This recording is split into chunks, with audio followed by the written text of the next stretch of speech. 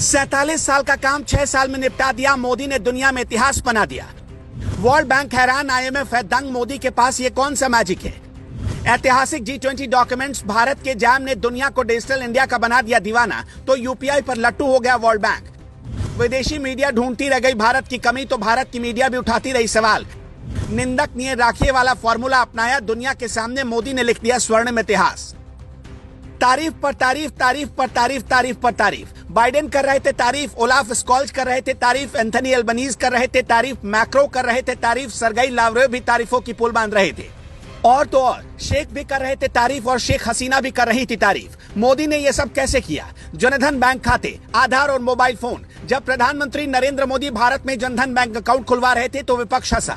आधार card से mobile number और bank खातों को लिंक करवा रहे थे तब भी विपक्ष हंसा। डिजिटल इंडिया कैंपेन चलाए तो विपक्ष तब भी हंसा। लेकिन इन्हीं 3 चीजों ने पूरी दुनिया में भारत को विश्वगुरु बना दिया। पिछले साल भारत की नॉमिनल GDP का 50% के बराबर UPI ट्रांजैक्शन हुआ। GDP 2 तरीके से काउंट होती है, रियल और दूसरा नॉमिनल। रियल GDP के हिसाब से भारत की GDP 11 ट्रिलियन की हो जाएगी, लेकिन अगर नॉमिनल GDP गिने तो भारत की GDP 2.9 ट्रिलियन की बनती है। अगर हम गलत नहीं है तो नॉमिनल GDP का मतलब हुआ कि भारत ने एक साल में जितना प्रोडक्शन किया उसकी कुल कीमत। भारत में इतनी आबादी है कि हर किसी तक डिजिटल बैंकिंग सेवा अगर पहुंचाने जाते नरेंद्र मोदी और पिछली सरकारों के ढर्रे पर जाते तो कम से कम 47 साल लग जाते। लेकिन मोदी ने UPI, आधार और स्मार्टफोन के जरिए इसे सिर्फ 6 साल में पूरा कर दिया। अब आगे की कुछ तस्वीर दिखाते हैं, बहुत ध्यान से देखिएगा। एनवीडिया दुनिया की सबसे छठी बड़ी कंपनी है। शेयर बाजार में इसकी कीमत $1 ट्रिलियन से ज्यादा यानी कि 42 लाख करोड़ रुपए। ये कंपनी एलन मस्क की टेस्ला, मार्क जकरबर्ग की मेटा से आगे है। आर्टिफिशियल इंटेलिजेंस और सेमीकंडक्टर की दुनिया में ये सबसे आगे है। मोदी के साथ जिस शख्स को आप खड़े हुए देख रहे हैं वो एनवीडिया के CEO जेनसेन हुआंग। G20 की मीटिंग से पहले जब सारे मेहमान आ रहे थे उसी दौरान जेनसेन हुआंग भी भारत आए थे। G20 से ठीक पहले प्रधानमंत्री मोदी से मिले, उसके बाद टाटा और रिलायंस से मिलकर काम करने का फैसला किया। G20 की बैठक से जेनसेन हुआंग का कोई लेना देना नहीं था, लेकिन इसी बीच भारत ने यह उपलब्धि हासिल की और एनवीडिया ने रिलायंस और टाटा के साथ मिलकर एक बड़ी डील साइन की। लेकिन यह उपलब्धि आपको किसी ने नहीं दिखाई। डील में तय हुआ कि TCS के 60,000 प्रोफेशनल को ट्रेनिंग दी जाएगी। रिलायंस के साथ मिलकर भारत में आर्टिफिशियल इंटेलिजेंस इंफ्रास्ट्रक्चर का निर्माण किया जाएगा।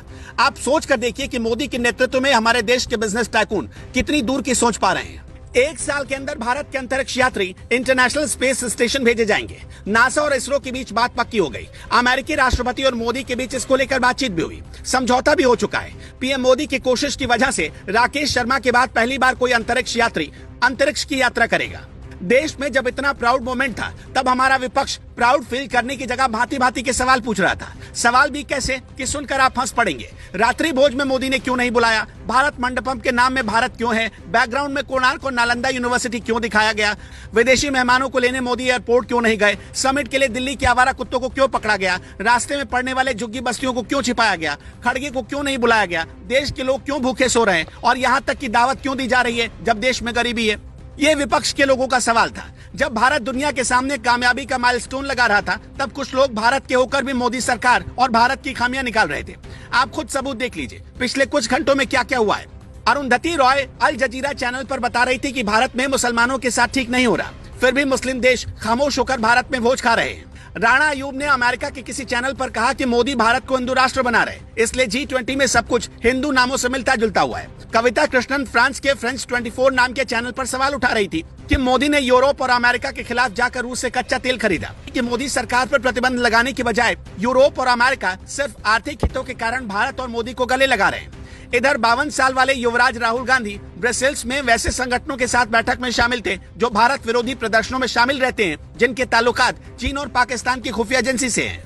दुनिया की 5वीं सबसे बड़ी अर्थव्यवस्था का लीडर, वो भी एक ब्रिटिश PM, भारत आकर मंदिर जाते हैं, टीका लगाते हैं, खुद को प्राउड हिंदू बताते हैं, लेकिन उनके देश में कोई इस पर सवाल नहीं उठाता। कोई ये नहीं कहता कि आप क्यों जा रहे हैं मंदिर। कोई ये नहीं कहता कि ऋषि सुनक ब्रिटेन को हिंदू राष्ट्र बना देंगे। लेकिन सोच कर देखिए कि आज अगर मोदी ने ऐसा कर दिया होता तो पूरी मीडिया क्या कह रही होती। कुछ लोग ये कहने लगते कि मोदी भारत को हिंदू राष्ट्र बना रहे हैं। अगर आप भी हमारी बात से सहमत हैं, हमारी बात में आपको भी दम लगता है, तो इस वीडियो को ज्यादा से ज्यादा लोगों तक जरूर पहुंचाइएगा।